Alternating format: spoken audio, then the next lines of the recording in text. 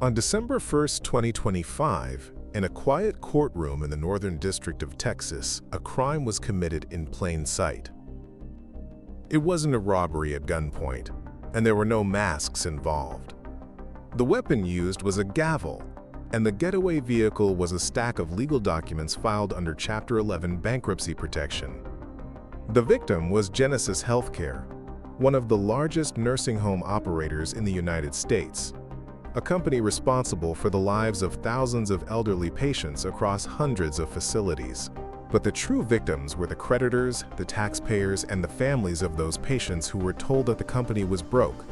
Here is the smoking gun. During the bankruptcy auction for the company's remaining assets, the restructuring committee received 2 bids.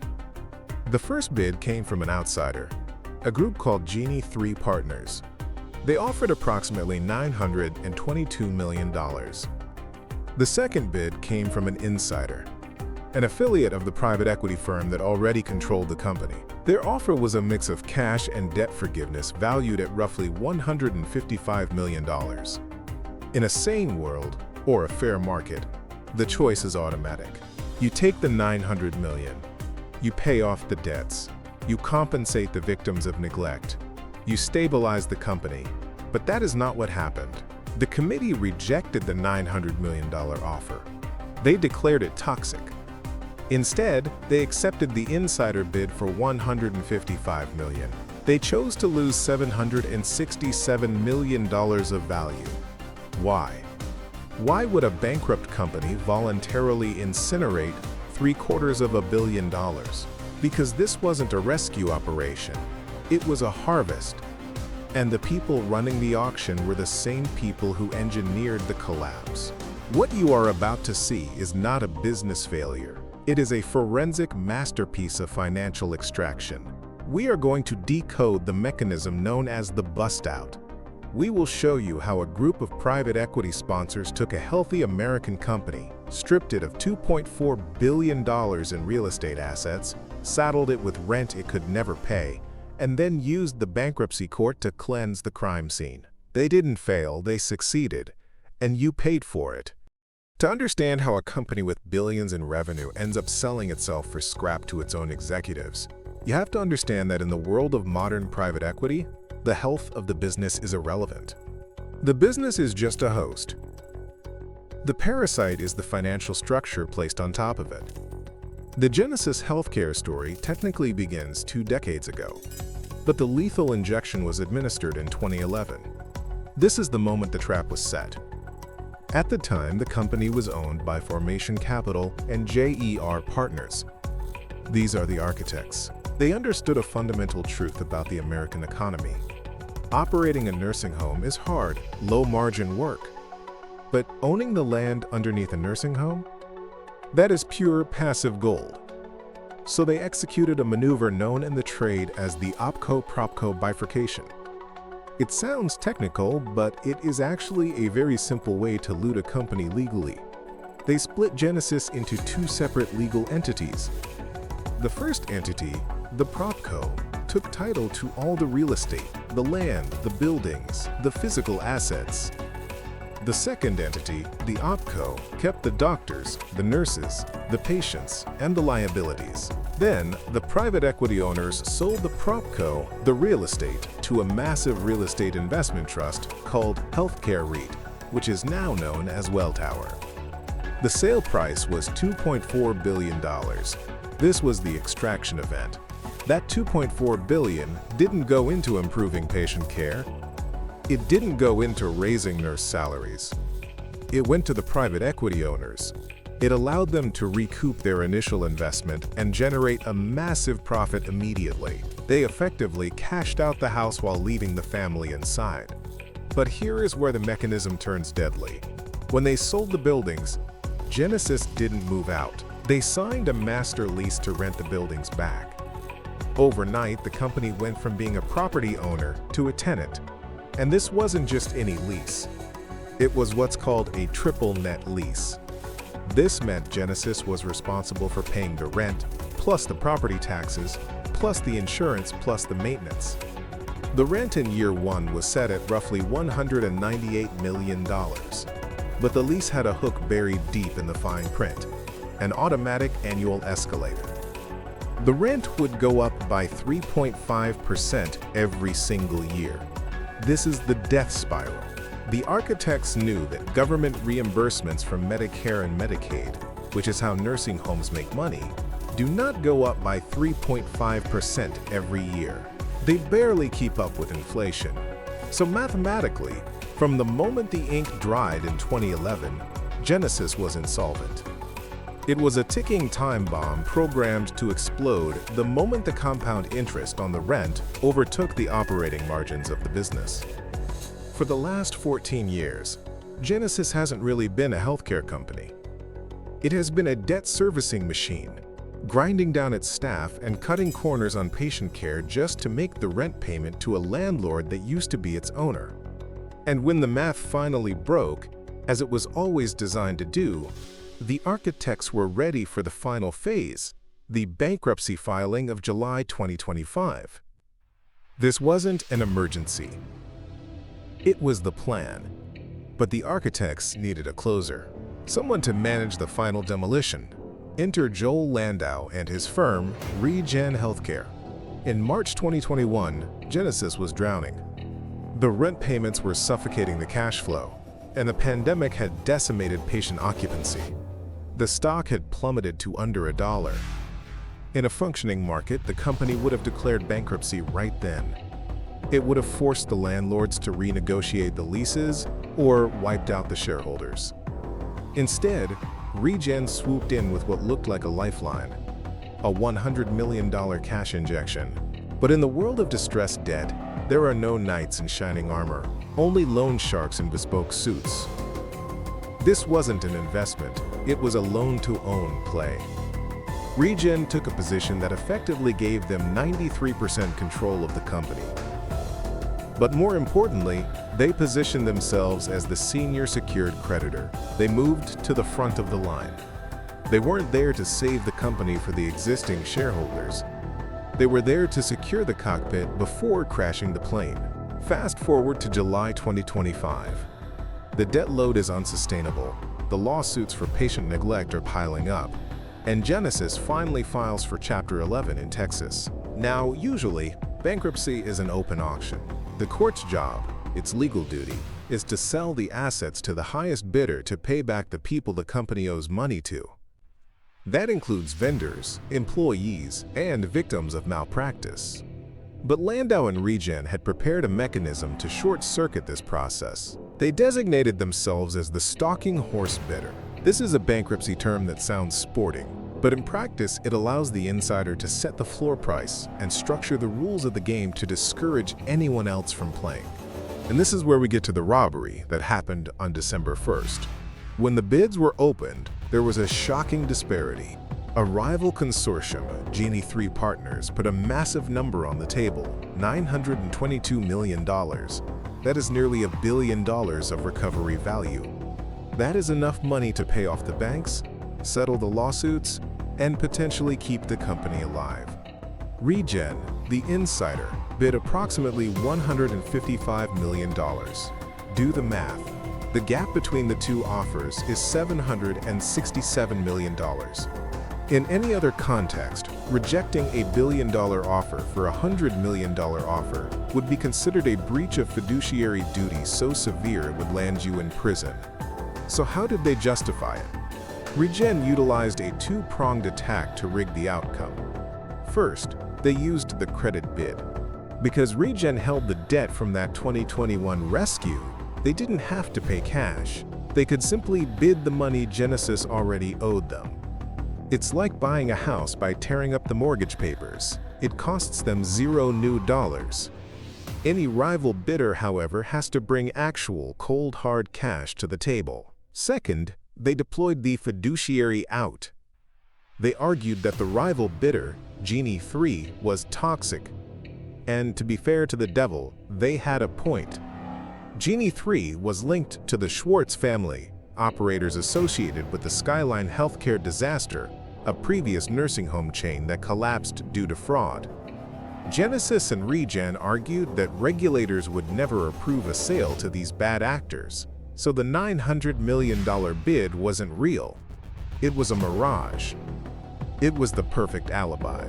They used the rival's reputation as a shield to protect their own lowball offer. But federal regulators and the U.S. trustee saw right through it. They argued that if the rival bid was toxic, the correct move was to reopen the auction and find a clean buyer willing to pay market rate, not to default to an insider bid that was 83% lower than the market indication. They didn't restart the auction. They pushed the insider deal through.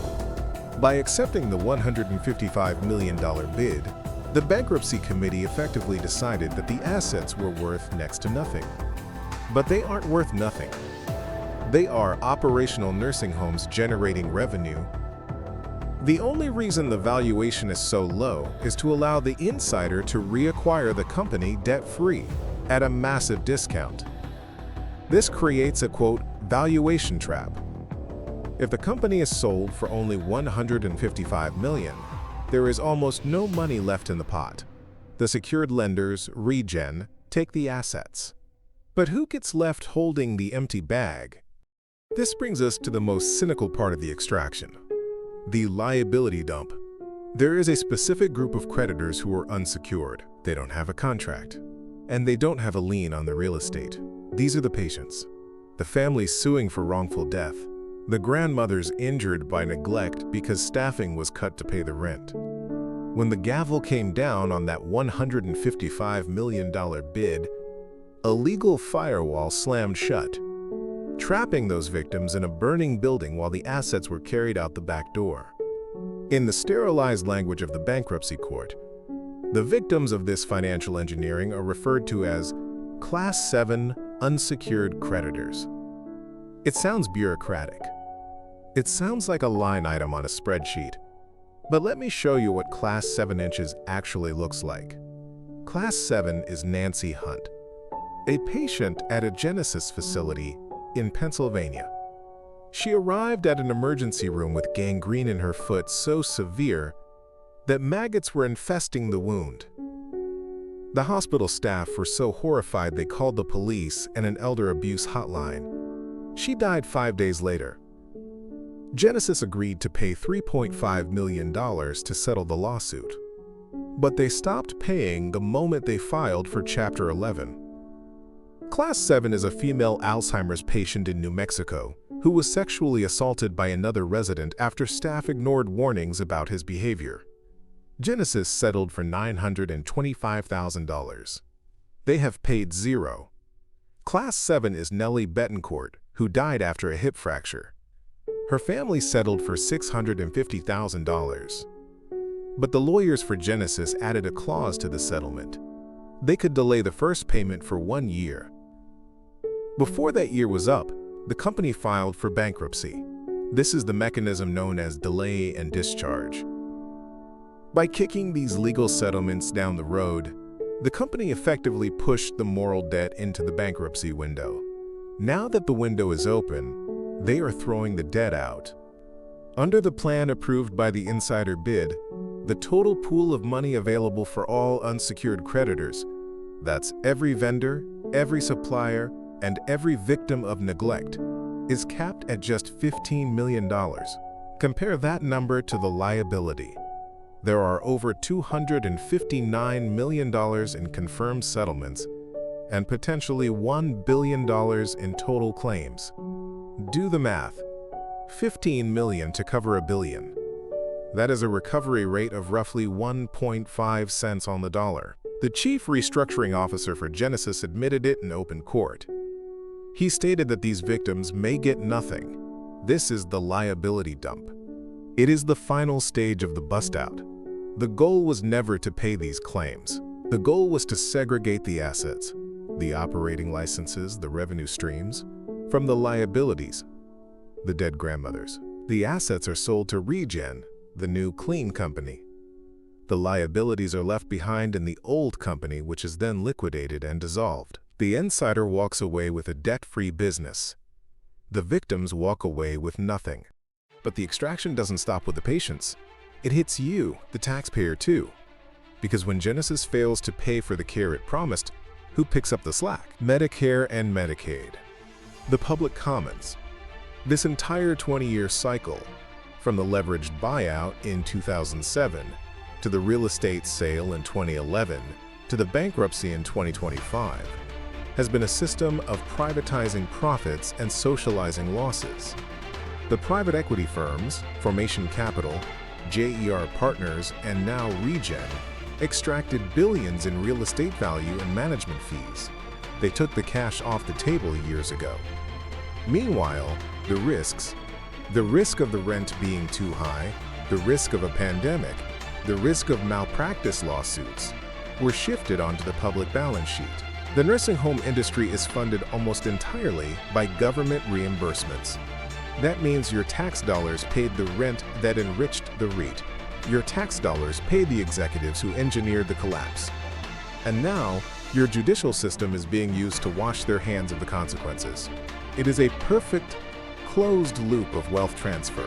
Money flows from the public treasury, through the nursing home operator, and into the pockets of private capital, leaving behind a trail of destitute patients and unpaid debts. And the most terrifying part? This isn't illegal. It is standard operating procedure. This is the blueprint.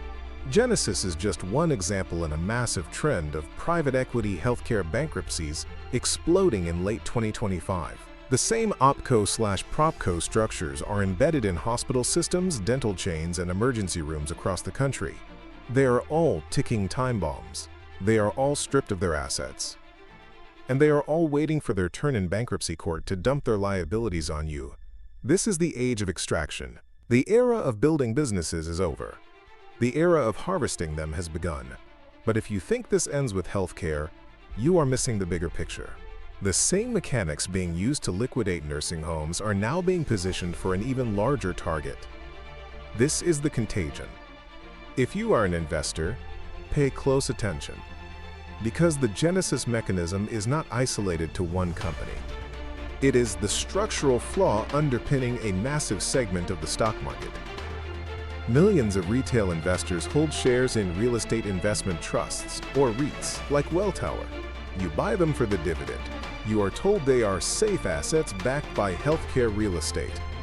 But you need to ask yourself, where does that dividend come from? It comes from the rent paid by operators like Genesis. And as we have just proven, that rent is often financially unsustainable. It is extracted from the bone marrow of the operating companies until they collapse. When the operator files for bankruptcy, they have the legal power to reject those leases. If the tenants stop paying, the REIT's cash flow evaporates.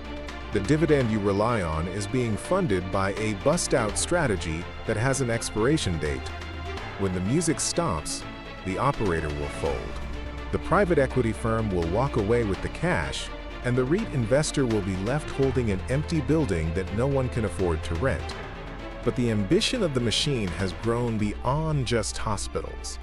The ultimate distressed asset is not Genesis Healthcare. It is the United States of America. We are seeing the early signals of a new supercycle of liquidation.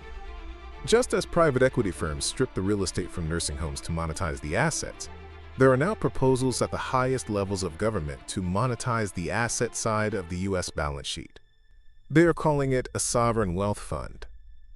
But unlike Norway or Saudi Arabia, we don't have a surplus of cash to invest. We have a massive deficit.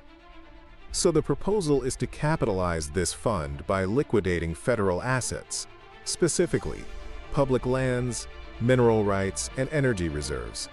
The logic is identical to the OpCo/PropCo split. They want to separate the assets, the land, from the operations, the government, and sell them off to private investors or foreign bidders to plug the debt hole. It is the privatization of the national commons. The hospital heist was just the proof of concept. The same financial engineering that turned patient care into a liquidation sale is now being prepared for the national parks and the ground beneath your feet. The extraction is scaling up. The economy you live in is transitioning from a debt-based model to a liquidation model. Wealth is no longer being created by building things. It is being captured by stripping them. The winners in this new era will be those who understand the mechanics of the deal. The losers will be those who think the safety net is still there to catch them. The net is gone. It was sold to a REIT in 2011.